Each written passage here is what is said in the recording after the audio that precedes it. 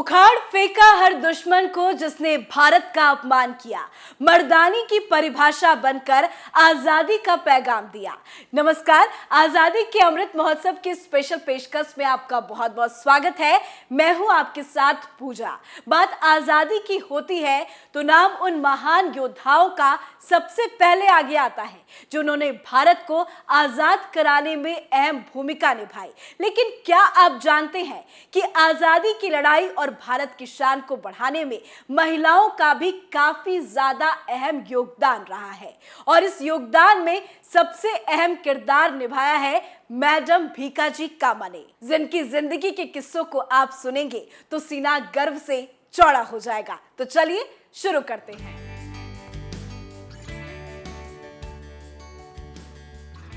देश को आजाद हुए 75 साल पूरे हो रहे हैं। आजादी के जश्न को अमृत महोत्सव के तौर पर मनाया जा रहा है। उन योद्धाओं को याद किया जा रहा है जिन्होंने आजादी की लड़ाई में जान गंवाई। सिर्फ पुरुष ही नहीं, महिलाओं ने भी आजादी की लड़ाई में बढ़ चढ़कर हिस्सा लिया। उन्हीं में से एक है मैडम भीकाजी कामा। मैडम भीकाजी कामा का नाम देश की एक ऐसी महिला के रूप में लिया जाता है जिन्होंने जर्मनी स्टटगार्ट में आयोजित अंतर्राष्ट्रीय कांग्रेस में देश का झंडा फहराया था। 21 अगस्त 1907 को ये सम्मेलन आयोजित किया गया था। इसके बाद मैडम भीकाजी कामा का नाम एक क्रांतिकारी महिला के रूप में दर्ज किया गया था, क्योंकि उन्होंने भारत के स्वतंत्रता संग्राम को अंतर्राष्ट्रीय स्तर पर मजबूती दिलाने का काम किया था। लेकिन जिस वक्त भारतीय झंडा विदेश में पहली बार लहराया गया, उस झंडे का स्वरूप काफी हद तक तिरंगे जैसा ही था। लेकिन मैडम भीकाजी कामा के क्रांतिकारी रवैये को देखकर ब्रिटेन सरकार की नींद उड़ गई थी और फिर यहीं से शुरू हुई भारत को आजादी दिलाने की पहल। सन 1913 वो दिन था जो भारत के लिए गौरवशाली था, क्योंकि 1913 में ब्रिटेन सरकार ने मैडम भीकाजी कामा को क्रांतिकारी आंदोलन की मान्यता प्राप्त नेता बताया। मैडम भीकाजी कामा ने 35 साल तक विदेशी जमीन पर रहकर भारतीय एकता की अलख जगाने का काम किया था। तो ऐसे में ये जानना भी दिलचस्प हो जाता है कि आखिर मैडम भीकाजी कामा कौन थी। तो चलिए वो भी आपको बताते हैं। मैडम भीकाजी कामा का जन्म 24 सितंबर 1861 को एक पारसी परिवार में हुआ था। उनके पिता देश के बहुत बड़े व्यापारी थे।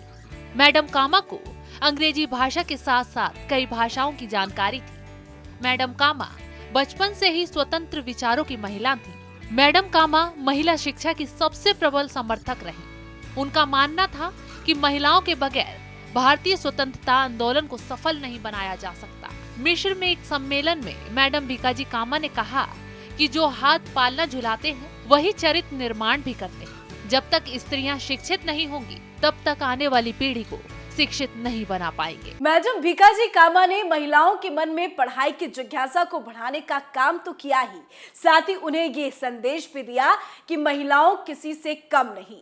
आगे कदम बढ़ाते हुए भीकाजी कामा ने स्वतंत्रता आंदोलन की अलख जगाने का काम किया। एक वो दौर था जब 1896 में मुंबई में भयंकर प्लेग महामारी की वजह से पूरे देश में हाहाकार मच रहा था। मुंबई में मैडम कामा ने प्लेग पीड़ितों की पूरी सेवा की और 1902 में मैडम कामा लंदन चली गई।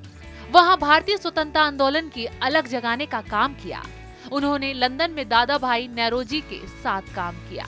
इसी दौरान ब्रिटिश सरकार ने उनकी हत्या की योजना भी बनाई। लेकिन जैसे ही उनको ये जानकारी मिली, वो फ्रांस चली गई और वहां ब्रिटिश सरकार के खिलाफ लड़ाई लड़ती रही। फ्रांस में रहकर वो स्वतंत्रता सेनानियों के लिए खिलौनों में रिवॉल्वर को छिपाकर भारत भेजा करती थी। और यहाँ से शुरू हुई भारत को एक नए मुकाम पर पहुंचाने की शुरुआत। क्योंकि मैडम भीकाजी कामा देश की पहली ऐसी महिला स्वतंत्रता सेनानी है जिन्होंने विदेशी धरती पर भारत का राष्ट्रीय झंडा फहराया था। 21 अगस्त 1907 को जर्मनी के स्टटगार्ट में कांग्रेस के अधिवेशन में उन्होंने भारतीय झंडे से मिलता हुआ झंडा फहराया। 35 साल तक विदेशी धरती पर रहकर मैडम कामा ने भारतीय स्वतंत्रता आंदोलन की अलख को जगाए रखा और 74 साल की उम्र में 1936 में उनका निधन हो गया। कहा जाता है कि आखिरी सांस लेने पर भी उनके मुंह से निकलने वाले आखिरी शब्द वंदे मातरम थे। मैडम भिकाजी कामा 33 सालों तक भारत से बाहर रही। इस दौरान वो यूरोप के अलग अलग देशों में घूम घूम कर भारतीय राष्ट्रीय आंदोलन के पक्ष में माहौल बनाती रही और आखिर में विदेश में भारत का झंडा फहराने में कामयाब हुई। यानी पहली भारतीय महिला मैडम भिकाजी कामा ने विदेश में देश का सिर ऊंचा किया। तो आज की स्पेशल रिपोर्ट में फिलहाल इतना ही। आप सभी को स्वतंत्रता की 75वीं वर्षगांठ की ढेरों शुभकामनाएं। जय हिंद। देखते रहिए कैपिटल टीवी।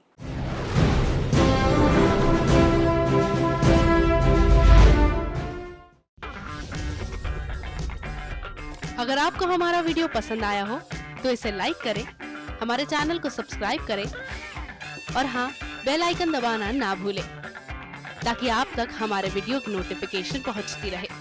आप अपना सुझाव हमें कमेंट बॉक्स में दे सकते हैं। हमारे साथ जुड़ने के लिए शुक्रिया। मैं राजनीति करता नहीं, पर राजनीति को बहुत गहरे तक समझता हूं। मैं लोगों के बीच रहता हूं, लोगों के मन को अच्छे से जानता हूं।